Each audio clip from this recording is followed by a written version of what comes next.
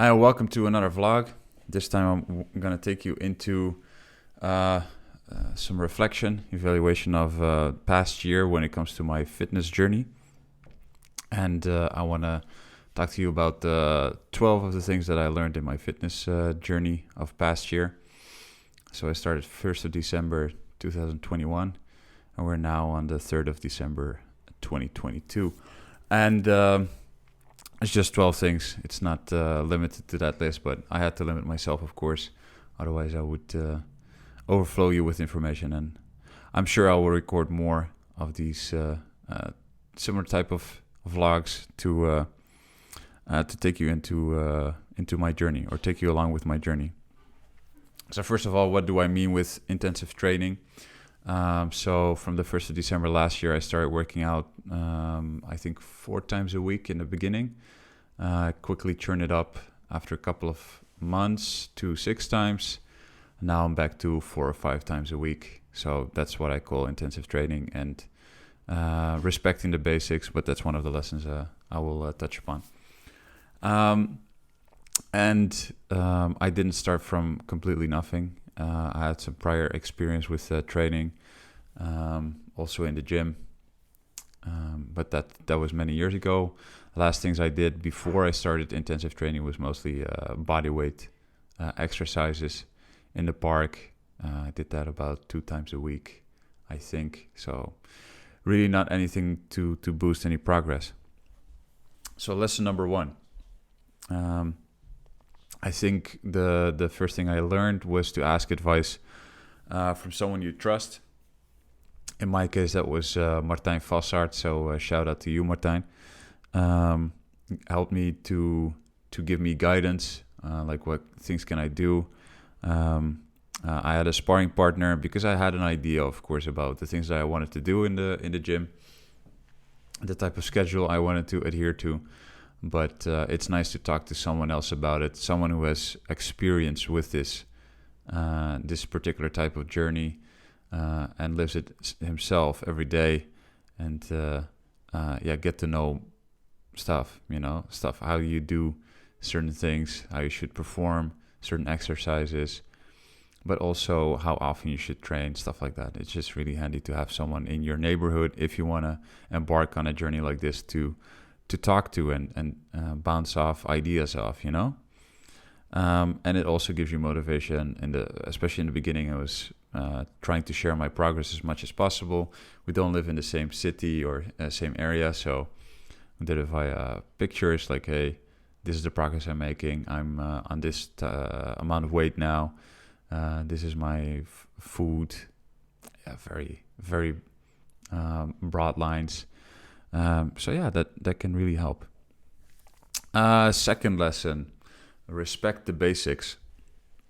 So with the basics, I mean, for me, progressive overload, master proper form, and keep improving. Also keep an eye out on your range of motion. Make sure that you, for certain exercises, if that's your intention, use full range of motion. I see a lot of people in the gym doing, for instance, partial range of motion, and that can be fine. That's fine if that's part of your workout routine, and you want to train a particular part of the muscle or at a certain point of the muscle. I see it mostly with bicep curls or triceps push downs. The people will go, but will only perform the upper part of the movement. So not when the bicep is, for instance, in the stretched position. And it looks plain ridiculous if you do that every training session, because you're not gonna make any improvements. So just a bit of a rant here, or a sidetrack. Warm up your muscles before you do stuff. And what I find is just do the movement you want to train, or the exercise you want to do, and then just do it with less or no weights, and that's a good way to warm up. Of course, there are several ways to warm up. For instance, your quads, you can warm up with leg extensions before you start doing squats. I prefer doing squats just with the barbell and then putting on weight. But the most important thing is to warm up before you start doing your exercise to prevent injury. And what I also learned is to go for around 10 reps. So I try to stay within the 8 to 12 reps range, specifically because I want to train for hypertrophy and not strength or endurance. So that's a nice range to stay within. If you want to train something else, if you want to train for strength, go for lower reps, more weight. If you want to go for endurance, go for more reps, less weight. Yeah, I think that's it's an open door, but still, I learned it. Then the third lesson: take a closer look at your food. So in the beginning, I thought, okay, I want to bulk, so I'm just going to eat as much as possible of just about anything. I, of course, already knew that I shouldn't eat a shit ton of sugars or a whole lot of fat, unsaturated fats more specifically, because it wouldn't do me any good. But for the rest, I was like eating a lot. And also, I eat a lot of bread, so it was a lot of carbs. So what I did, because I noticed, okay, yeah, I'm gaining weight, but I'm also gaining weight in my belly area. So I'm getting some fat with the muscle weight. So I downloaded an app. I don't remember which one. I just started tracking my macros. So how much sugar am I getting in? How much carbs and how much sugars off the carbs? How much fat and how much protein. And I found out that I was getting in way too little protein. Also because I'm flexitarian, but during most of this year, I was a vegetarian, so no meat, no fish. I do eat dairy and eggs and stuff like that. So after 2 weeks, I found out I am getting into little protein, so I changed a couple of things. I started eating skyr. I was already, but quite irregularly, taking in protein shakes. Now I also eat cottage cheese every day, or try to do every day. So I changed that around a little bit, and because I eat more protein, I'm less hungry, so I eat less bread. So it helps.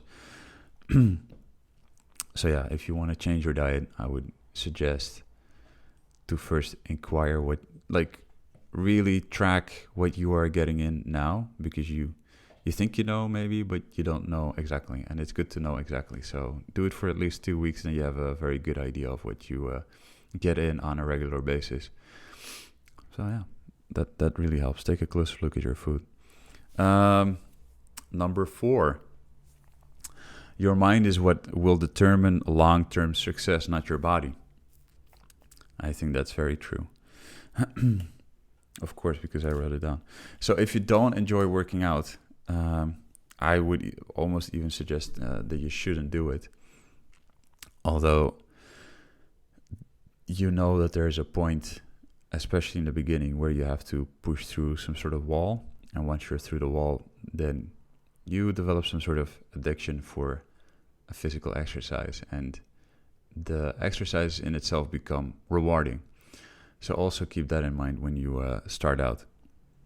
But if you really don't like the grind or being in the gym, then take that into account. And if you still manage to muster up the courage or energy to still do it, 2-3 times a week, or even 4, 5, 6 times a week, good on you.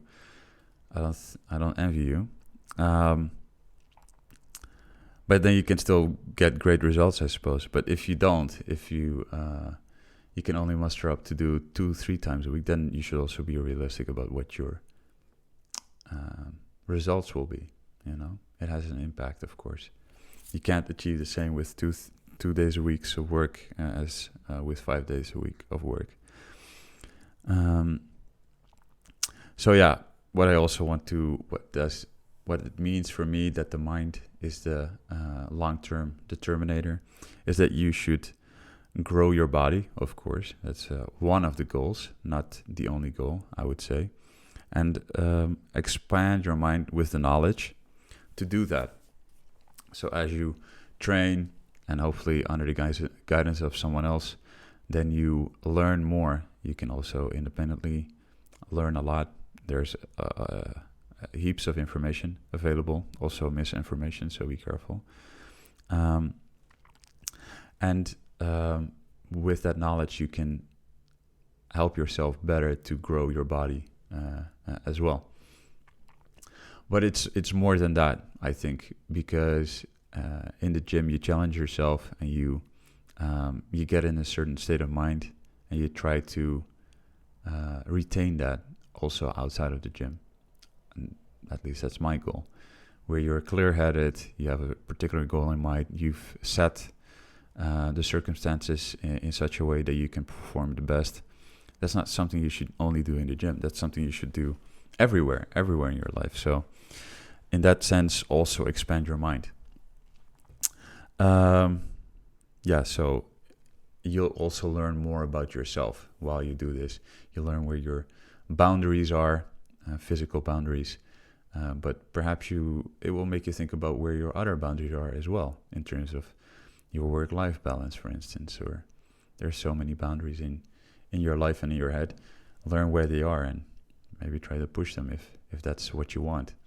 But being aware of them is already a very important and step, valuable knowledge for you to grow as a person. Fifth thing I have learned is that you can train with injuries. So I was so stupid quite in the beginning, I don't know, it was January or February, to already load up too many plates on the bench press, of course, and get a shoulder injury over here. It's completely gone now, thank God. But I went to a physiotherapist almost immediately after, because it's just important to make sure what can be done to alleviate the pain. So I didn't have any really strong pain, only when I did certain exercises like the bench press and certain shoulder movements. But the physiotherapist assured me that I could still do exercise, and also gave me exercise to relieve the pain. And she said it's just a numb pain, not a stabbing pain, it should be fine. So I started training again. I did bench presses, but very carefully. Not really movements that were above my head, because she warned me about that, so I didn't. But there was plenty I could still do. And that was for me a very important lesson, because when I was 13, I was doing track and field, and I got a knee injury. And it's called Urskutsslatter. So it basically means that a part of your growth disc in your knee grew too fast and starts jamming up your knee joint a little bit. So I couldn't do track and field anymore, couldn't really do cycling. And I really felt betrayed by my body, and sort of gave up on, didn't give up on sports altogether. I really still enjoyed it, but gave up on certain dreams I had within sport. I wanted to become a gym teacher. But I thought, like, no, if I can't trust my body, how can I become a gym teacher and teach others to use their body in a certain way? So that was a very, very important lesson for me, like a historical lesson. So you can train with injuries, just build your routine around it, take it into account. Yeah, there's more possible than you think. Number 6 is curate your inspirations and aspirations. So there is a shit ton of influencers online on social media. And so there's indefinite sources of information, it seems like. But it's very important to make a division between the snake oil salesman and those who are truly concerned about the health of other people, health and well-being of other people. I have, of course, a current example with the Liver King. This unattainable standard of fitness you're not going to achieve with some ancestral supplements or anything. It's just with steroids. So you should curate those inspirations, but also your aspirations. So if you want to be as big as say someone like the Liver King, or you want to be as lean as Jeff Cavalier from Athlean X. That's like very difficult. If you want to be as big as Liver King, you need to use steroids. That's or you need to be part of a very, very small group of people who can achieve that kind of physique without any artificial help. But that's very unlikely that that's you. It's not me. And if you want to be lean all year round like Jeff Cavalier, you need to know what kind of sacrifice you need to make for it. And then really ask yourself, am I willing to do that? If not, then curate your aspirations. Make sure that you have a realistic goal. Because if you have an unrealistic goal, you're going to get disappointed. Or you're going to develop a disorder, potentially, trying to get there and crash and burn yourself, which is not good. So curate your aspirations. Don't be, of course, be ambitious, but not be realistically ambitious. Number 7, men and women are under an equal amount of pressure to meet certain standards or beauty standards. I really found out, especially when I was getting more and more into it and doing more and more research, that there is an incredible amount of pressure on men as well to meet certain beauty standards. And men put them on each other, just like women put these standards on each other. And of course, it's also cross-gender. Men put that pressure on women, and women put that pressure on men. And I always thought, there's more pressure on women because it's more talked about, I think. Men don't really talk about like, I have to, I feel the pressure of meeting a certain standard. Men don't want to come across as vulnerable, I suppose. And so, just get along and just huddle up inside and don't express that that's the case. And I'm not saying that we should do anything about it. I think it's good that there is a certain pressure to meet a certain standard. But what I realize is just that the stress is, I think, equal. It's not that there is higher pressure on women than there is on men. I think it's equal. And that's the only thing that I've learned. Do with it what you want. Or disagree with me. That's also fine. But if you do disagree with me, I would be interested to know why. And then we could have a fruitful discussion in the comment section below. Number 8, grow your body, not your ego. So as you start training or you continue your training journey, you grow, of course. That's for many of us the only goal, or one of the most important goals. And you compare yourself to others. That's inevitable, I think. And then you see that you grow bigger than other people, for instance. That doesn't mean that you are a better person. It just means that you've either performed better or perform better in the gym or have better genetics, have a better diet, have better rest. But it doesn't mean that you are a better person.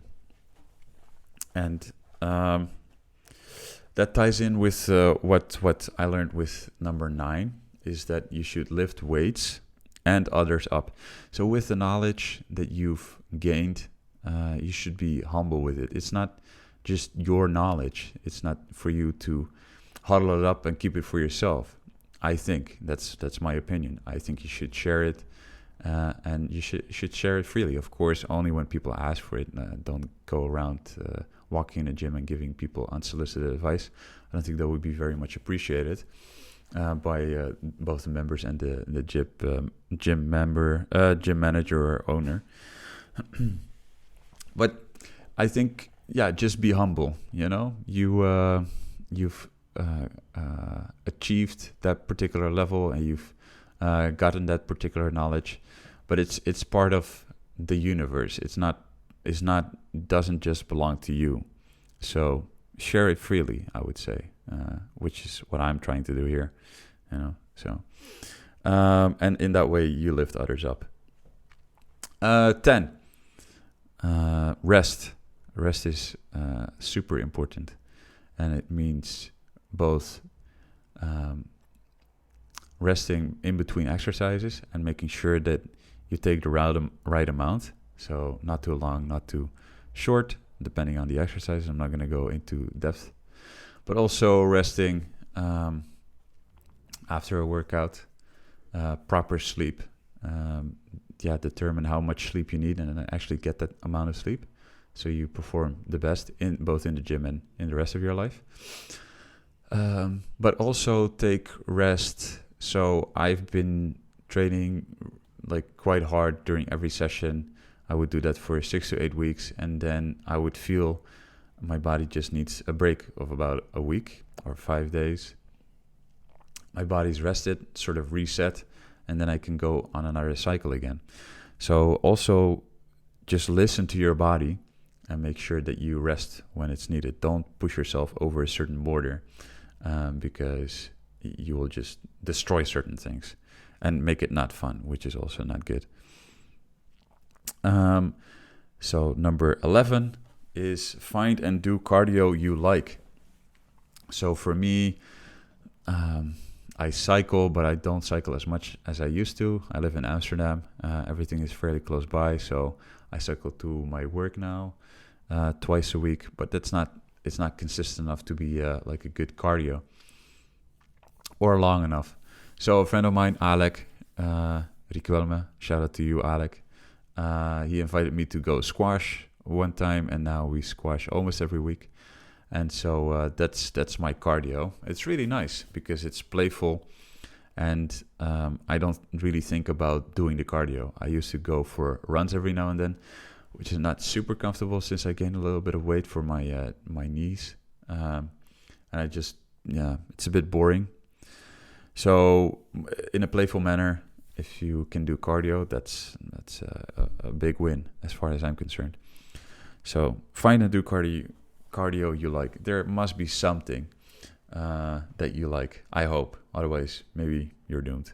Who knows? The last one, number 12, is reflect and evaluate. So once you pass a certain period, either be it like those 6 or 8 weeks or whatever meets your fancy, just take a moment to look back, maybe go through your booklets or fit notes, which I use on my phone, and see what how you've progressed. But you can also do that whilst you are training and you look at your notes and you see like, hey, a couple of months I was doing this weight and now I'm doing this weight, which is more like, oh, that's nice. You should grant yourself those reflective moments where you can also enjoy that you have progressed, which is amazing. That's an amazing feeling. And also talk to others about what you're doing, and in that way you evaluate, you reflect on what you've done. Going over it on your mind is not enough. Talking to others about it will definitely help you to get to the moment, or put yourself out there, record yourself on your phone and throw it on YouTube, whatever. I mean, whatever works for you, but really try to get it out there. Just speak about it with friend, partner, family, your mom, and that will help. It will also elicit feedback from them, like, oh yeah, I think you look good, which is always nice. If people will not say that out of the blue so quickly, maybe, but if you point it out and you indicate that you want to talk about it because it's important to you, then people are also invited to comment on your physique, for instance, and that can be nice. All right. Thank you for listening. Don't forget to subscribe to the channel and like this video if you liked it, and if you didn't like it, then I don't know why you're listening, but thank you very much, and see you around.